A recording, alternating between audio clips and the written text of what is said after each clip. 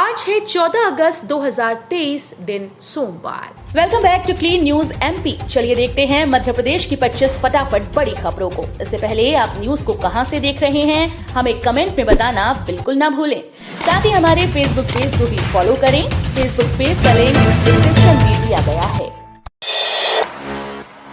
मध्य प्रदेश में 100 रुपए की कपास खरीदी पर लगेगा 50 पैसे मंडी शुल्क।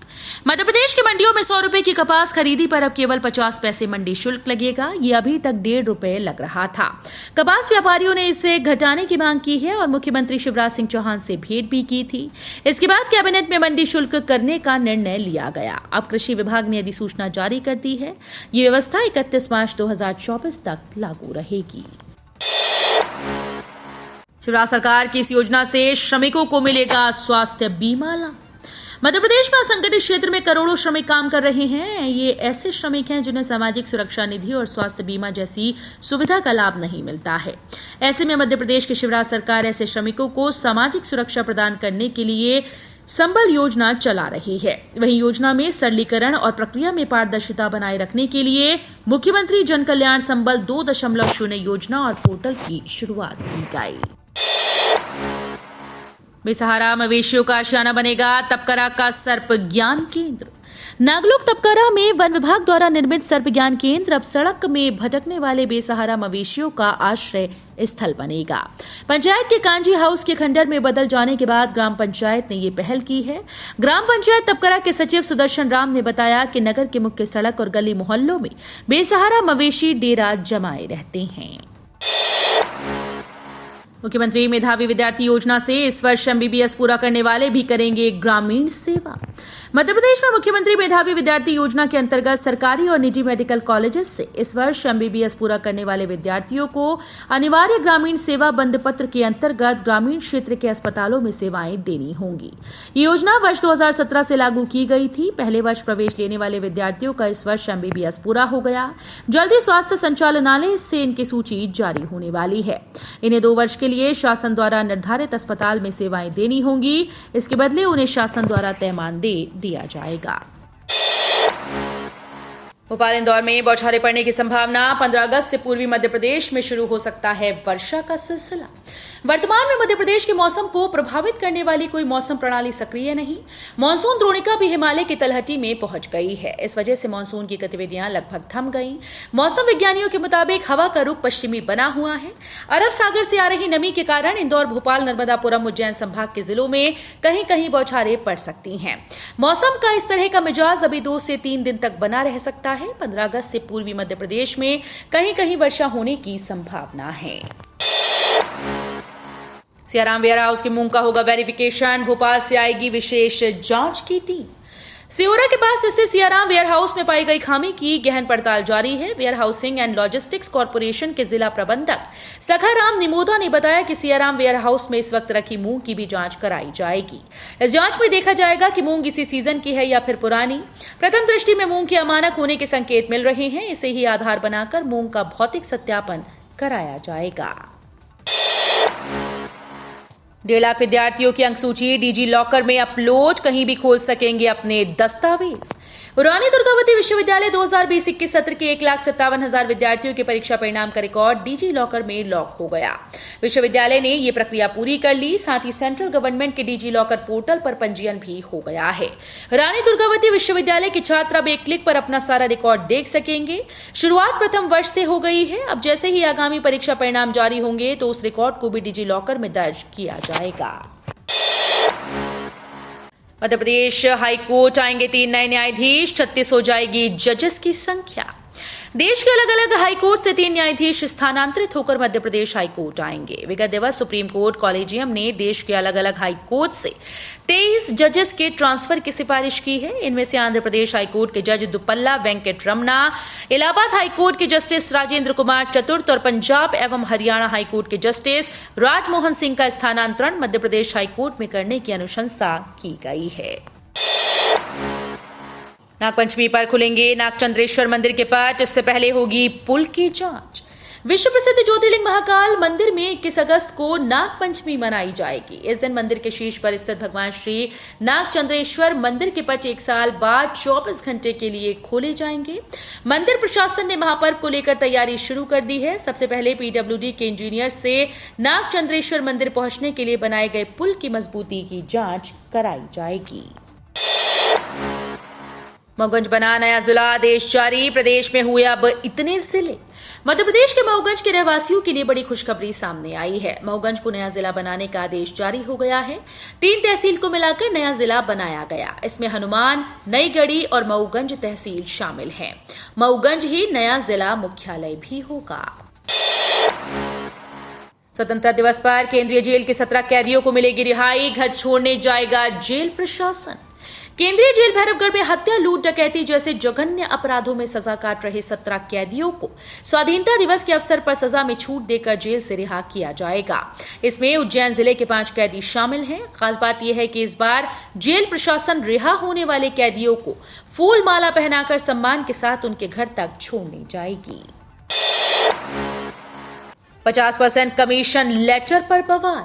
मध्य प्रदेश में 50% वाले लेटर पर सियासत गर्मा गई है। कांग्रेस कर्नाटक के 40% की तर्ज पर प्रदेश में 50% कमीशन का मुद्दा बनाने की रणनीति के तहत आगे बढ़ रही है।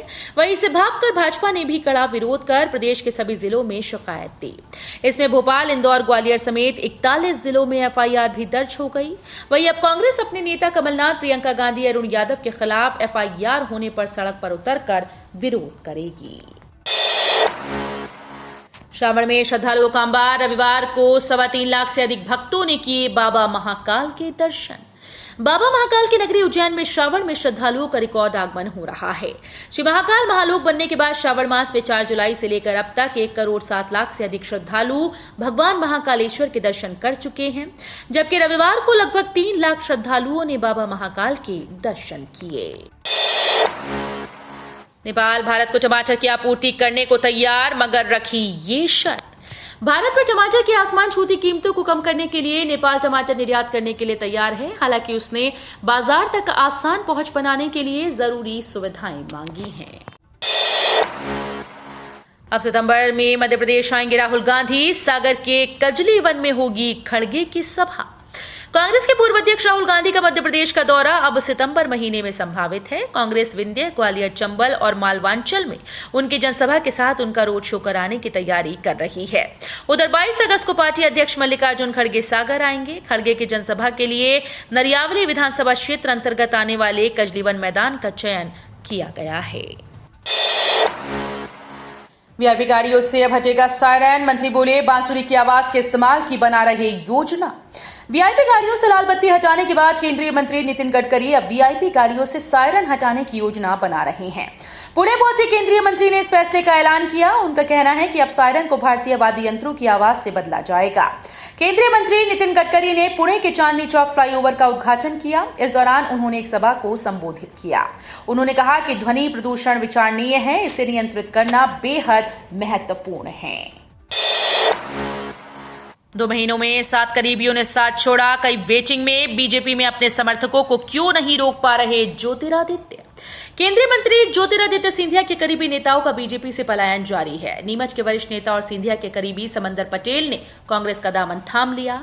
पिछले 2 महीने में मध्य प्रदेश के अलग अलग इलाकों में सिंधिया के 7 करीबी नेताओं ने बीजेपी का साथ छोड़ दिया है। सिंधिया के जिन समर्थकों ने बीजेपी छोड़ कांग्रेस का दामन थामा, उनमें अधिकांश ग्वालियर चंबल संभाग के हैं। ग्वालियर चंबल संभाग सिंधिया राजघराने का राजनीतिक गढ़ माना जाता रहा है। सिंधिया के सभी करीबियों को सीधे कमलनाथ ने कांग्रेस में शामिल कराया है। छत्तीसगढ़ ने बढ़ाए कर्मचारियों के भत्ते। अब मध्य प्रदेश सरकार पर बढ़ेगा दबाव। पड़ोसी राज्य छत्तीसगढ़ ने अपने कर्मचारियों का गृह भाड़ा भत्ता बढ़ा दिया। उन्हें अब हर क्षेत्र की जनसंख्या के मान से 7वें वेतनमान में मूल वेतन का 6 से 9% भत्ता दिया जाएगा। छग सरकार के इस निर्णय के बाद मध्य प्रदेश सरकार पर दबाव बढ़ने लगा है। शिवराज ने कमलनाथ को बताया करप्शन नाथ। बोले, दलालों का अड्डा बन गया था वल्लभ भवन।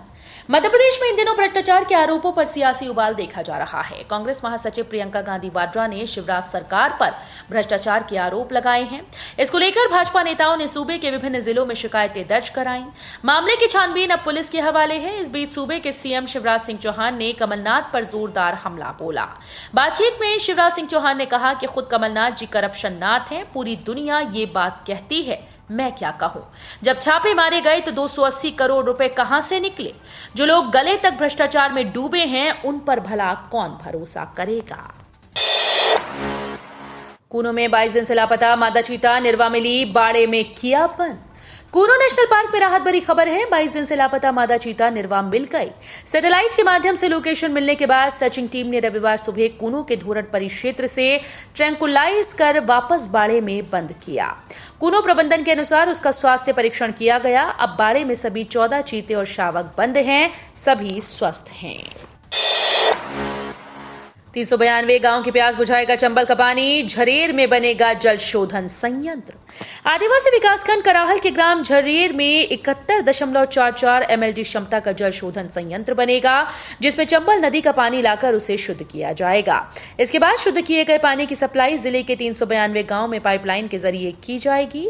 इन गांव में नलों के जरिए घर घर में शुद्ध पानी की आपूर्ति की जाएगी। इससे इन गांव में पेयजल संकट पूरी तरह से समाप्त होगा। इसमें श्योपुर सहित विजयपुर और कराहल विकासखंड के गांव शामिल हैं। शरद पवार का बीजेपी के साथ गठबंधन से साफ इनकार, कहा हमारे साथ फिट नहीं बैठती उनकी विचारधारा। राष्ट्रवादी कांग्रेस पार्टी के प्रमुख शरद पवार ने साफ कर दिया कि वो किसी भी हालत में बीजेपी के साथ गठबंधन नहीं करेंगे। रविवार को महाराष्ट्र के सोलापुर जिले की सांगोला में पत्रकारों को संबोधित करते हुए शरद पवार ने कहा कि उनकी पार्टी भाजपा के साथ नहीं जाएगी। हालांकि कुछ शुभचिंतक उन्हें मनाने की कोशिश कर रहे हैं। शरद पवार ने कहा कि भाजपा के साथ किसी भी तरह का जुड़ाव राकांपा के राजनीतिक फ्रेमवर्क में फिट नहीं बैठता है। चीन पाकिस्तान बॉर्डर पर इजरायली ड्रोन तैनात। भारत ने नॉर्दर्न सेक्टर के फॉरवर्ड एयरबेस पर एडवांस्ड हेरोन मार्क 2 ड्रोन तैनात किए हैं। ये ड्रोन्स लॉन्ग रेंज मिसाइल से दुश्मन पर हमला करने में सक्षम हैं। इसके अलावा एक ही उड़ान में चीन पाकिस्तान दोनों सीमाओं की निगरानी भी कर सकते हैं। Heron mark 2 drones Israel aerospace industries ने बनाए। इनमें एक ही उड़ान में कई मिशन को अंजाम दिया जा सकता है और एक साथ कई सेक्टर्स पर निगाह रखी जा सकती है। भोपाल आज 14 अगस्त को निकालेगा तिरंगा यात्रा। सीएम ने तैयारियों को लेकर आवास पर की बैठक। स्वतंत्रता दिवस के एक दिन पहले आज भोपाल में विशाल तिरंगा यात्रा आयोजित की जा रही है। ये यात्रा विलीनीकरण शहीद स्मृति द्वार से प्रारंभ होकर शाम 4 बजे कर्फ्यू वाली माता मंदिर पर समाप्त होगी। यहाँ भव्य कार्यक्रम होगा। यात्रा में लाडली बहना सेना, लाडली बहनें, विद्यार्थी, व्यापारिक संगठन और बड़ी संख्या में आमजन उपस्थित रहेंगे। मुख्यमंत्री शिवराज सिंह चौहान तिरंगा यात्रा के दौरान झंडा वंदन कार्यक्रम में शामिल होकर मशाल प्रज्वलन और भारत माता का पूजन करेंगे। आयुष्मान में 403 मृत लोगों का कर दिया इलाज। कमलनाथ बोले अब क्या कैग पर करेंगे एफआईआर। मध्य प्रदेश में 50% कमीशन के पत्र को वायरल करने को लेकर मचे बवाल के बीच पूर्व सीएम कमलनाथ ने शिवराज सरकार पर कैग की रिपोर्ट के हवाले से बड़ा हमला बोला। कमलनाथ ने इस रिपोर्ट के हवाले से आरोप लगाया कि शिवराज सरकार ने आयुष्मान घोटाला कर मध्य प्रदेश को शर्मिंदा किया है। 403 मृत लोगों का योजना में इलाज करा दिया गया। उन्होंने सवाल किया कि क्या अब कैग पर शिवराज सरकार एफआईआर कराएगी। तो ये थी आज की 25 फटाफट बड़ी खबरें। अगर आपको न्यूज पसंद आई हो तो वीडियो को लाइक और शेयर जरूर करें। धन्यवाद।